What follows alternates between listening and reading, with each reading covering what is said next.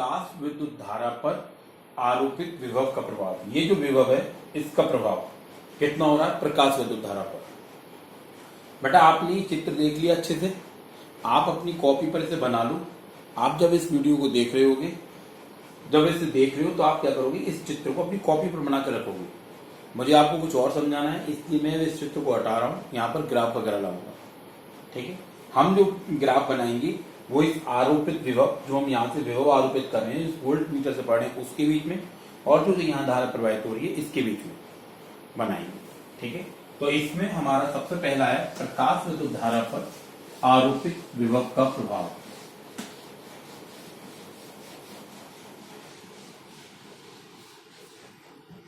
आपका सबसे पहला है बेटा प्रकाश विद्युत धारा पर आरोपित विभव का प्रभाव। इसके लिए मैं एक ग्राफ बना रहा हूं, ये बनाया मैंने। एक्स अक्ष पर मैं आरोपित विभव दिखाऊंगा, वाई अक्ष पर मैं प्रकाश विद्युत धारा को व्यक्त करूंगा। ठीक है, ये जीरो, यहां पर विभव धनात्मक, यहां पर विभव ऋणात्मक। अब आप सबसे पहले ये सोचो, आपने अभी भी जो चित्र बनाया था, अगर उसमें बैटरी का उपयोग ना करें, आपने जो चित्र बनाया था बेटा उसमें आपने दिखाया था कि सबसे नीचे एक बैटरी लगाई थी, यहां पर आपका विभव विभाजक लगा था। ठीक है, ये था। मैं आपसे ये कह रहा हूं कि यदि मैं उस चित्र में इस बैटरी का उपयोग ना करूं और इसे सीधे जोड़ दूं, ठीक है, ये जो आपका चित्र था, मैं लफ्ज का चित्र बना रहा हूं यहां पर, ये प्रकाश इस पर आ रहा है, ये इलेक्ट्रॉन, ये सब आपने बनाया था अभी। ठीक है, अब मुझे एक बात आप सोच के बताओ कि अगर मैं यहां पर बैटरी का उपयोग ना करूं, इस तार को इस तरह सीधे जोड़ दूं, क्या मुझे इस माइक्रोमीटर में, जबकि प्रकाश आ रहा है, ये इलेक्ट्रॉन निकलने, मुझे माइक्रोमीटर में विक्षेप मिलेगा या नहीं मिलेगा? अगर आप इसे सोचोगे, अगर आप थोड़ा सा सोच के देखोगे तो आप देखोगे कि आपको यहाँ पर इसमें विभव मिलेगा, जो विभव मिलेगा धारा मिलेगी, क्योंकि जो प्रकाश आपतित हो रहा है उसकी वजह से इलेक्ट्रॉन निकल रहे हैं, और इलेक्ट्रॉन निकल रहे हैं इसका मतलब प्रकाश विद्युत धारा मिल रही है। यहां पर क्या देखा, जब प्रकाश आपतित हुआ प्रारंभ में नहीं निकला, लेकिन एक सीमा के बाद क्या हुआ कि इलेक्ट्रॉन निकलने लगे और हमें धारा मिल रही। यानी कि जब आरोपित विभव का मान शून्य है तो भी हमें अल्पमान की धारा प्राप्त होती है, क्योंकि धारा जो प्राप्त हो रही है वो प्रकाश के कारण प्राप्त हो रही है। प्रकाश आ रहा है, उससे इलेक्ट्रॉन निकल रहे हैं और परिपथ में चल रहे हैं, इसका मतलब धारा प्राप्त हो रही है। तो जब विभव का मान 0 है तो भी हमें अल्पमान की धारा प्राप्त होगी, इसलिए मैंने 0 वाले पॉइंट पर ये ग्राफ बनाया। ठीक, अब हम अपने दिक् परिवर्तक की सहायता से, ये जो आपकी सी प्लेट है और ये जो ए प्लेट है, इन प्लेटों का संबंध आपकी इस बैटरी से करते हैं। ठीक है, मैं प्लेट सी को ऋण से और ए को धन से जोड़ रहा हूं। दिक् परिवर्तक की सहायता से मैंने प्लेट सी को ऋण से और प्लेट ए को धन से जोड़ा। अब आप सोचो क्या होगा,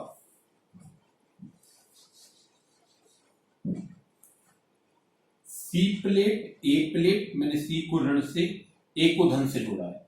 ठीक है, प्रकाश आया, इस सी प्लेट से इलेक्ट्रॉन निकला, ये ऋणावेशित इलेक्ट्रॉन है। जब ऋणावेशित इलेक्ट्रॉन निकलेगा तो ये प्लेट ऋणावेशित है, तो ये क्या करेगी, इसे धक्का देगी, प्रतिकर्षित करेगी और इसे आगे की तरफ धक्का देगी, इलेक्ट्रॉन आगे बढ़ेगा। जब इलेक्ट्रॉन आगे बढ़ेगा और इसके क्षेत्र में पहुंचेगा, ये धनावेश है तो इस इलेक्ट्रॉन को आकर्षित करेगा और ये संग्राहक प्लेट से अपने पास रखेगी। ठीक, अगर मैं ऋण आवेश को और बढ़ाऊं, यानी आरोपित विभव के मान को बढ़ाऊं, विभव बढ़ाने का मतलब क्या है, ये ऋण आवेश मैंने बढ़ा दिया, इसका मान बढ़ाया। जब मैं इसका मान बढ़ाऊंगा, इसका मतलब इसकी प्रतिकर्षित करने की जो क्षमता है, जो धक्का देने की क्षमता है, वो बढ़ेगी। ये इलेक्ट्रॉन और तेजी से आगे बढ़ेगी। जब ये बढ़ा, इधर आपने ये बढ़ाया, तो ये और तेजी से आकर्षित करेगी, इसका मतलब इलेक्ट्रॉन और तेजी से चलेगी। तो इस स्थिति में आपको यहां से ये क्लियर होता है बेटा कि जब हम प्लेट सी को ऋण पर ए को धन पर रखते हैं तो आर यानी विभव धनात्मक रखते हैं तो आरोपित विभव का मान बढ़ाने पर प्रकाश विद्युत धारा का मान बढ़ता है।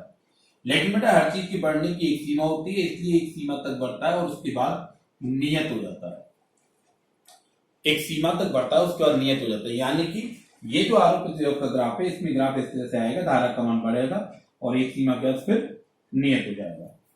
हम जब आरोपित विभव का मान शून्य तब भी हमें अल्पमान की प्रकाश तो धारा मिल रही है, लेकिन जब आरोपित विभव का मान धनात्मक है तो इसका मान थोड़ा सा बढ़ रहा है और एक सीमा के बाद कैसा हो गया, नियत हो गया आपका।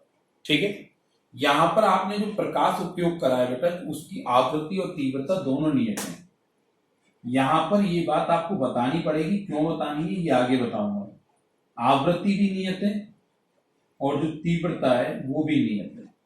ठीक है, इस स्थिति में जब धारा का मान नियत हो जाता है तो फिर ये आपकी कहलाती है संतृप्त धारा। क्या कहलाती है, संतृप्त धारा कहलाती है। ठीक, आप देखो जब सी और ए प्लेट के बीच में कोई विभव नहीं था तब भी हमें अल्पमान की धारा प्राप्त होती है। जब हम सी प्लेट को ऋण से और ए प्लेट को धन से जोड़ते हैं तो सी प्लेट का ऋणावेश इलेक्ट्रॉन को प्रतिकर्षित करता है यानी आगे बढ़ते हैं, और ए प्लेट का धनावेश इन्हें आकर्षित करता है यानी इन्हें इकट्ठा करता है। अगर हम इस स्थिति में विभव को और बढ़ाएं यानी इसका ऋणावेश इसके धनावेश को बढ़ाएं तो ये और अधिक प्रतिकर्षित करेगा और ये और अधिक आकर्षित करेगा। इसका मतलब इलेक्ट्रॉन और तेजी से जाएंगे, इसका मतलब कि आपका जो धारा का मान है वो और अधिक बढ़ेगा। लेकिन धारा का मान एक सीमा तक बढ़ता है और उसके बाद नियत हो जाता है, जिसे हम संतृप्त धारा कहते हैं। अब जरा इसका विपरीत सोचिए कि दिक् परिवर्तक की सहायता से मैंने ध्रुवता बदल दी। देखो रियलिटी क्या है, मेरी तीसरी स्थिति है।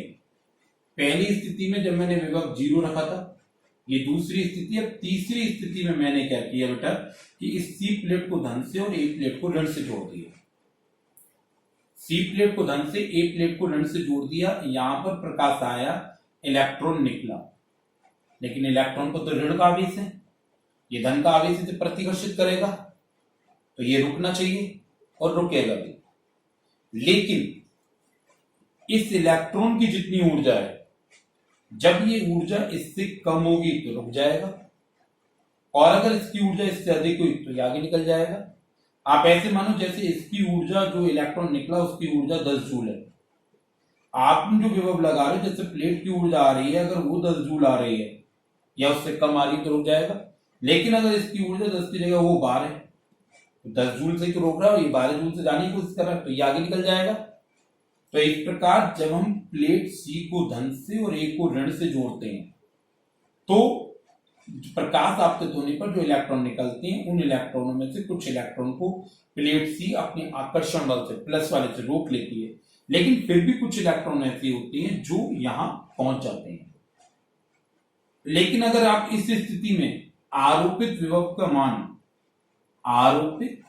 के मान को बढ़ाओ, बढ़ाने का मतलब आपने प्लस वाले को और बढ़ा दिया तो क्या होगा, ये और ज्यादा इलेक्ट्रॉनों को रोकेगा। जैसे आप ऐसे मानो पहले 10 इलेक्ट्रॉन निकल लेते 3 को रोक रहा था, आपने इसके मान को बढ़ाया तो ये 4-5 को रोक लेगा, और बढ़ाओगे और रोकेगा। जैसे जैसे आप बढ़ाते जाओगे वैसे वैसे और ज्यादा ताकतवर होगा और ज्यादा रोकता जाएगा। तो एक स्थिति ऐसी मिलेगी जिस पर यहां पर कोई इलेक्ट्रॉन नहीं जा पाएगा, ये सबको रोक लेगा। यहां पर कोई इलेक्ट्रॉन नहीं जा पाएगा, ये सबको रोक लेगा। और जब ऐसी स्थिति होगी तो प्रकाश जो धारा का मान क्या हो जाएगा, 0। यानी कि इस स्थिति में विभव बढ़ाने पर धारा का मान घटता है और एक बार जाकर 0 हो जाता है।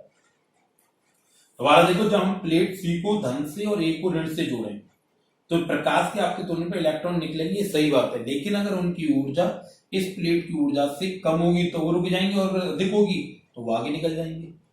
हम जब ऊर्जा बढ़ाएंगे तो ये और बढ़ेंगे, और बढ़ेंगे तो आगे जाएंगे। लेकिन हमें एक ऐसी विभव मिलेगा, एक ऐसी स्थिति मिलेगी जिस पर कोई इलेक्ट्रॉन आगे नहीं जा पाएगा, और उस समय ये जो विभव है वो हमारा फिर कहलाएगा निरोधी विभव। संग्राहक प्लेट का वह ऋण विभव, ए संग्राहक प्लेट है इसका ऋण विभव, तो आप ऐसे बोलोगे संग्राहक प्लेट का वह ऋण विभव जिस पर प्रकाश विद्युत धारा का मान शून्य होता है उसे निरोधी विभव, कट ऑफ वोल्टेज, स्तब्ध विभव कहती हैं और वी नॉट से व्यक्त करते हैं। वी नॉट से व्यक्त करते हैं। आप पढ़ रहे थे प्रकाश विद्युत प्रभाव का प्रायोगिक अध्ययन, जिसमें आपने ये पढ़ा कि प्रकाश विद्युत धारा पर आरोपित विभव का प्रभाव।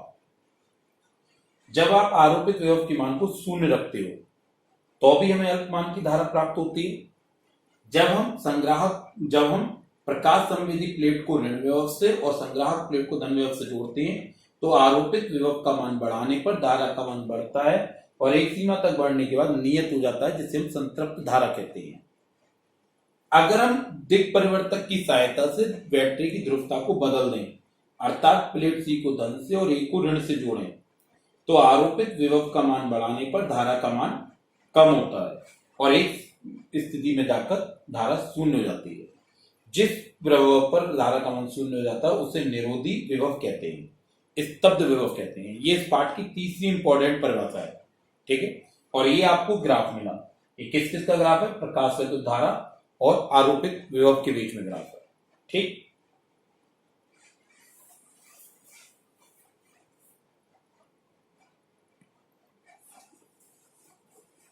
ये आपका प्रकाश विद्युत धारा और आरोपित विभव के बीच में ग्राफ है। यहां पर आपको एक परिभाषा मिलती है निरोधी विभव। आगे बढ़ने से पहले एक बार उसे और देख लेते हैं। आपको यहां पर इसकी तीसरी अगली परिभाषा मिली निरोधी विभव। इससे आप स्तब्ध विभव, कट ऑफ वोल्टेज, अंतक विभव, ये सभी इसी के नाम में, मतलब सब एक ही है। परिभाषा क्या हो जाएगी? संग्राहक प्लेट का वह ऋण विभव, संग्राहक प्लेट का ऋण विभव जिस पर प्रकाश विद्युत धारा का मान शून्य हो जाता है उसे निरोधी विभव कहते हैं। निरोधी विभव को वी नॉट से व्यक्त करते हैं। निरोधी विभव को कैसे करते हैं? वी नॉट से व्यक्त करते हैं। एक बात याद रखना, निरोधी विभव के तुल्य ऊर्जा ईवी नॉट हो गई। निरोधी विभव वी नॉट है तो वी नॉट के तुल्य जो ऊर्जा हो गई वो ईवी नॉट हो गई और ये आपके इलेक्ट्रॉन की अधिकतम गतिज ऊर्जा के बराबर होती है।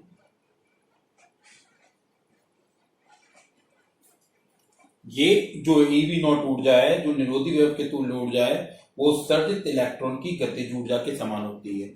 ये आपके काम भी आएगा बेटा, ये डेरिवेशन है, ये आपका एक फॉर्मूला है जो आगे काम आएगा। उत्सर्जित इलेक्ट्रॉन की गतिज ऊर्जा क्या होगी? Half m v square maximum, और ये किसके बराबर होगी? ईवी नॉट, ठीक। अब आगे बढ़ते हैं। एक बात और ध्यान रखना, इसमें आपने जो लिया था उसमें आवृत्ति और तीव्रता दोनों नियत थी। अब हम एक बार आवृत्ति को नियत रखेंगे और एक बार तीव्रता को नियत रखेंगे। दोनों की अलग अलग स्थितियों में देखेंगे क्या प्रभाव पड़ता है। अगला इसका आपका पॉइंट है बेटा,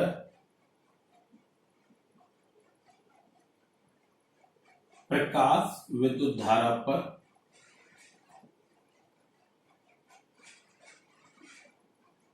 आपतित प्रकाश की तीव्रता का प्रभाव।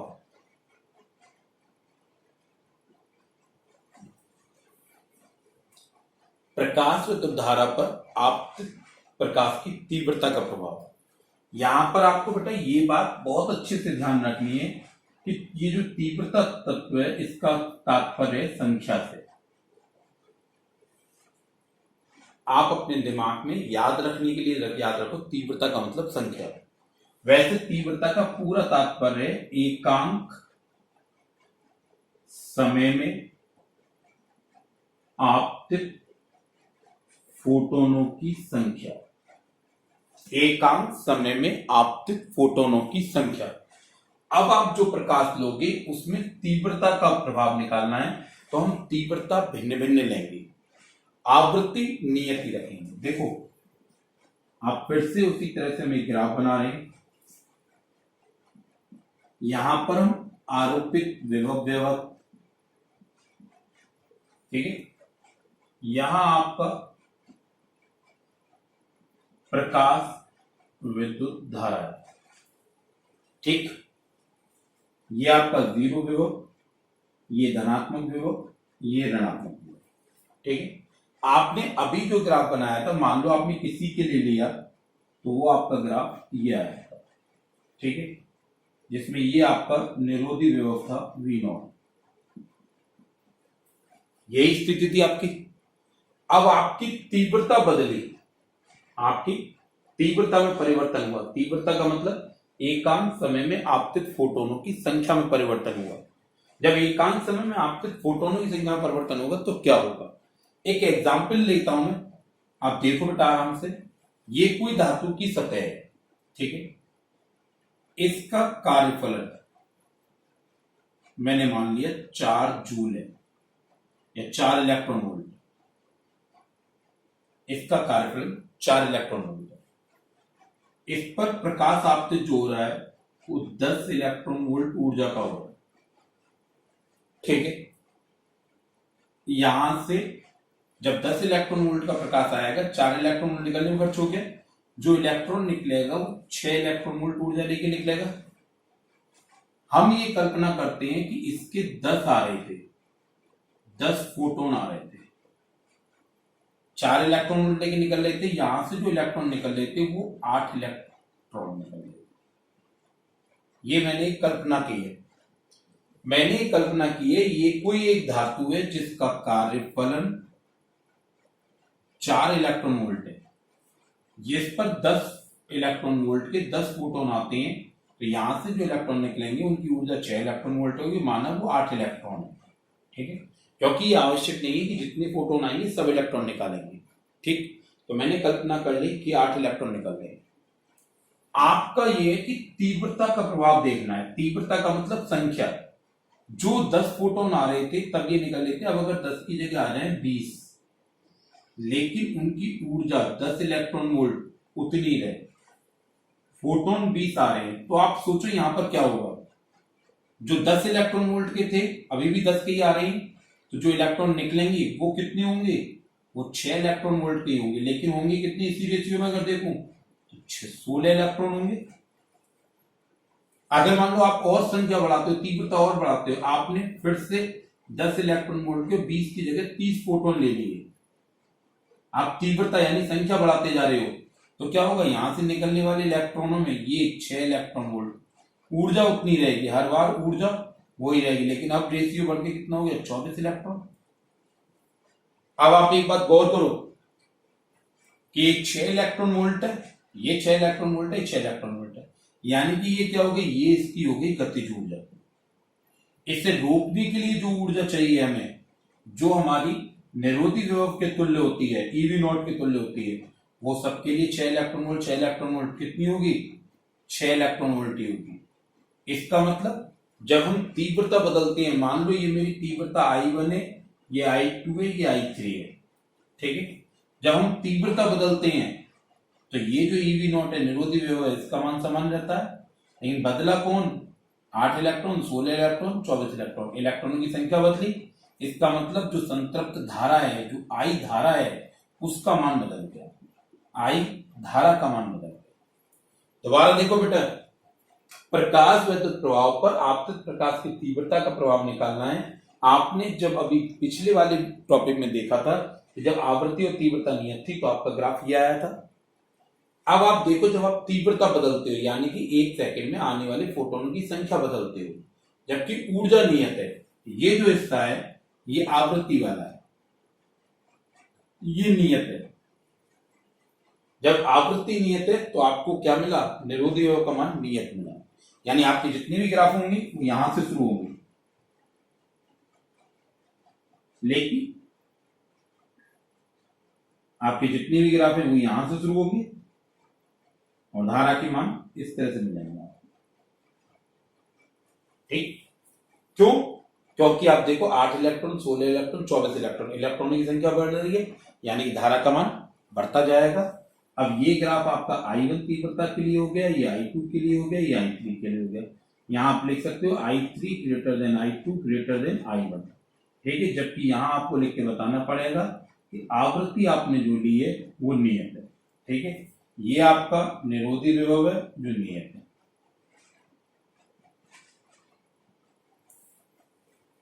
आप एक बार दोबारा देखो बेटा, मैंने एक एग्जाम्पल लिया कि मुझे अगला पढ़ाऊंगा उसमें भी इस एग्जाम्पल की जरूरत पड़ेगी कि ये कोई धातु की सतह जिसका कार्यफलन 4 इलेक्ट्रॉन वोल्ट है, जब इस पर 10 इलेक्ट्रॉन वोल्ट के 10 फोटोन आते हैं तो यहां से 6 इलेक्ट्रॉन वोल्ट ऊर्जा लेकर 8 इलेक्ट्रॉन निकलते हैं। यानी कि इन 6 इलेक्ट्रॉन वोल्ट की ऊर्जा को रोकने के लिए 6 इलेक्ट्रॉन वोल्ट ऊर्जा चाहिए। रोकने वाली ऊर्जा हमारी निरोधी विभव के तुल्य, निकलने वाली इसकी गतिज ऊर्जा, आवृत्ति नियत हो गई, ये हो गया। दूसरी स्थिति मैंने फोटोनों की संख्या यानी आवृत्ति तीव्रता बढ़ा दी तो निकलने वाले इलेक्ट्रॉनों की ऊर्जा उतनी रहेगी, संख्या बढ़ेगी।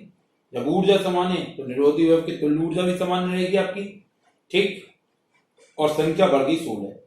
जब मैंने इसे बढ़ाकर 30 कर दिया तो यहां भी संख्या बढ़ गई। यानी कि आपतित प्रकाश की आवृत्ति तीव्रता बढ़ाने पर, जबकि आवृत्ति नियत है, उत्सर्जित होने वाले फोटो इलेक्ट्रॉन जो है आपकी उनकी ऊर्जा नियत रहती है, ठीक है, लेकिन उनकी संख्या बढ़ती है। संख्या का मतलब प्रकाश विद्युत धारा का मान बढ़ता है। तो ये उसका ग्राफ है। देखो तीनों स्थिति में हमने यहाँ पर 3 प्रकाश लिए जिनकी तीव्रता I3, I2, I1 है। I3 greater than I2 greater than I1। निरोधी विभव का मान समान आ रहा है, क्यों? क्योंकि आवृत्ति नियत है। ये इनके बीच में ग्राफ हो गया। अब आप देखो, अगर हम गौर करें यहाँ पर कि प्रकाश विद्युत धारा, इस प्रकाश विद्युत धारा यानी ये जो इलेक्ट्रॉन की संख्या इस पर और इस पर आवृत्ति पर, तो जैसे जैसे ये बढ़ रही है वैसे वैसे ये बढ़ रही है उसी रेशियो में, तो हम कह सकते हैं प्रकाश विद्युत धारा आपतित प्रकाश की तीव्रता के समानुपाती होती है। यानी कि अगर मैं इन दोनों के बीच में ग्राफ बनाऊं, इसके बीच में आपतित प्रकाश की तीव्रता, आपतित प्रकाश की तीव्रता, ठीक है, और ये प्रकाश विद्युत धारा, प्रकाश विद्युत धारा, इनके बीच में अगर ग्राफ बनाऊं तो ग्राफ मुझे सरल रेखा प्राप्त होगी। क्यों? यहां से आपको स्पष्ट दिखाई दे रहा है तीव्रता प्रकाश विद्युत धारा यानी इलेक्ट्रॉनों की संख्या तीव्रता के समानुपाती है। तो ग्राफ कैसा आएगा? इस तरह से। तो इस वाले टॉपिक में यानी प्रकाश विद्युत धारा पर आपतित प्रकाश की तीव्रता का प्रभाव, तो आपको ये 2 ग्राफ बनाने होते हैं, एक ये बनाना होगा और एक ये बनाना होगा, ठीक है बेटा। अब इसके बाद अगला जिसमें हम आवृत्ति का प्रभाव देखेंगे। अभी आपने तीव्रता का देखा था, अगले में हम देखेंगे आवृत्ति का प्रभाव, प्रकाश विद्युत धारा पर आवृत्ति का प्रभाव।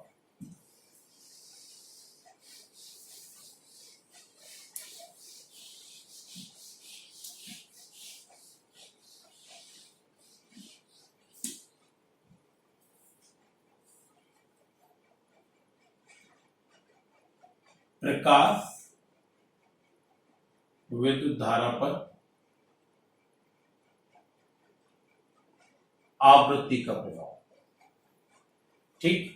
ग्राफ बनाने का तरीका आपका वही रहेगा। यहां पर आरोपित विभव शून्य, धनात्मक, ऋणात्मक, यहां पर आपका प्रकाश विद्युत धारा।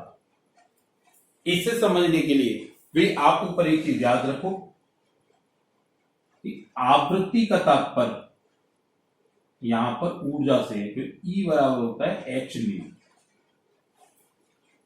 ये क्वांटम सिद्धांत है सब, इससे आगे मैं एक जगह पढ़ाऊंगा इसे आपको कि कैसे कैसे काम करता है, ठीक।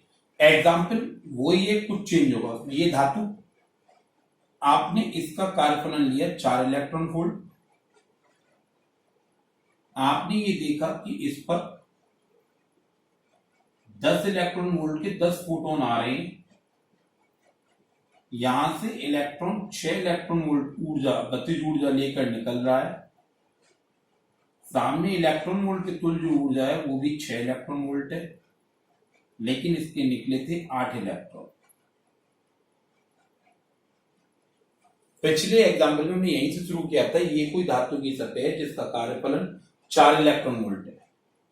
इस पर 10 इलेक्ट्रॉन वोल्ट के 10 फोटोन आपतित होते हैं, तो यहां से 8 इलेक्ट्रॉन निकलते हैं जिनकी ऊर्जा लगभग 6 इलेक्ट्रॉन वोल्ट है।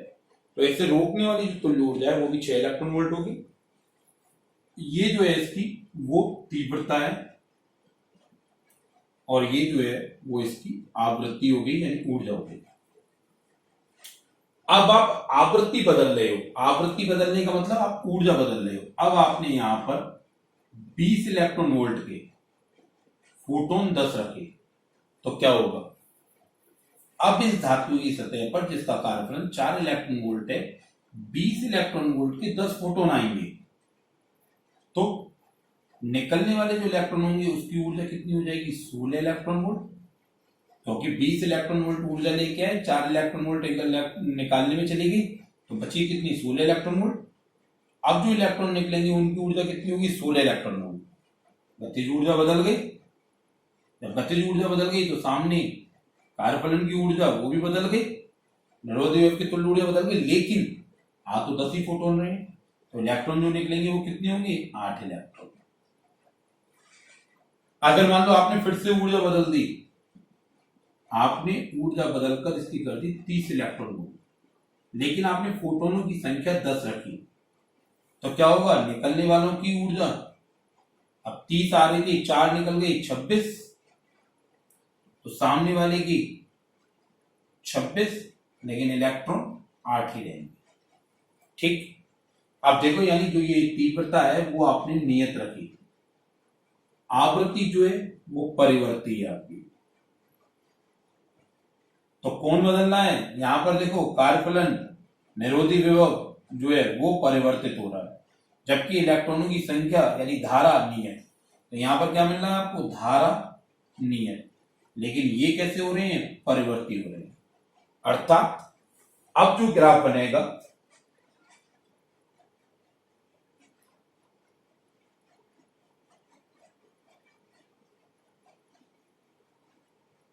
वो आपका इस तरह से आएगा।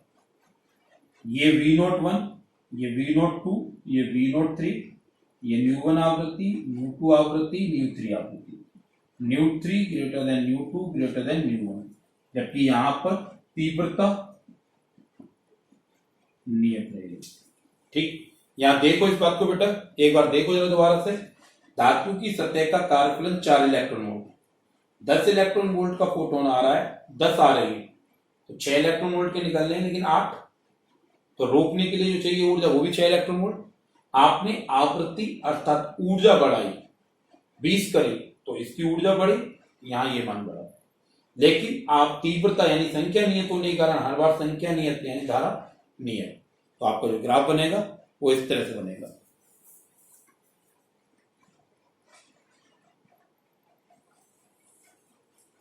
यहां पर आप बेटा एक बात और देखो कि ये जो आप देखो, आपने आवृत्ति बढ़ाई यानी ऊर्जा बढ़ाई, तो निरोधी वेव का जो मान है V0 का मान है बढ़ता जा रहा है, यानी हम कह सकते हैं कि निरोधी वेव का मान आपतित प्रकाश की आवृत्ति के समानुपाती होता है। तो मैं एक ग्राफ और दिखा रहा हूं आपको, यहां से ये सब हटा के बेटा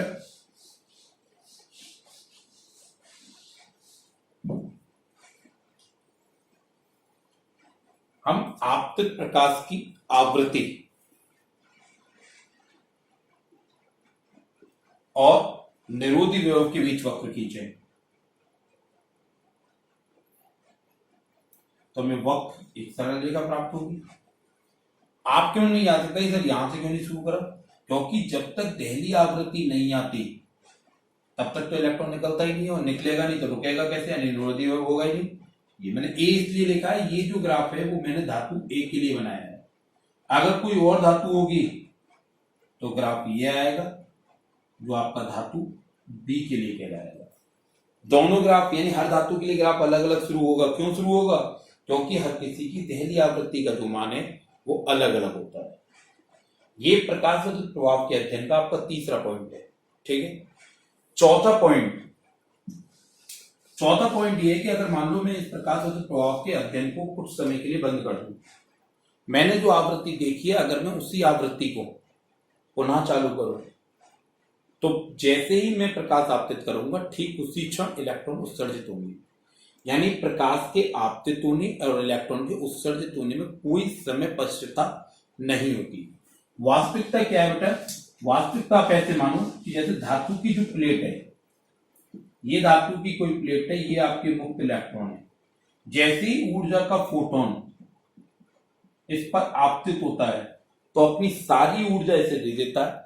अगर वो निकलने के लिए पर्याप्त है तो ये इलेक्ट्रॉन उस ऊर्जा को पाकर निकल जाता है, पर्याप्त नहीं है तो ये उत्तेजित अवस्था में आता है और फिर सामान्य अवस्था में लौट आता है, यानी इलेक्ट्रॉन उत्सर्जन नहीं होता। लेकिन अगर ये पर्याप्त ऊर्जा है अर्थात दहली आवृत्ति के तुल्य या उससे अधिक ऊर्जा यानी कार्यफलन और उसके बराबर की ऊर्जा है या उससे अधिक है तो ये इलेक्ट्रॉन निकल जाता है। यानी धातु की सतह पर प्रकाश के आपतित होने वहां से इलेक्ट्रॉन के उत्सर्जित होने में कोई समय पश्चिमता नहीं होती। ठीक है, ये प्रकाश विद्युत प्रभाव का आपका प्रायोगिक अध्ययन है बेटा। आपने आज जो पढ़ा है वो आपने पढ़ा इलेक्ट्रॉन उत्सर्जन, ठीक, उसके बाद उसके प्रकार, कार्यफलन, प्रकाश विद्युत प्रभाव और उसका प्रायोगिक अध्ययन। यहां तक के नोट्स मैंने आपको भेजे हैं, आप उसे लिखना और यहां से इसे कंप्लीट करना और कल करेंगे।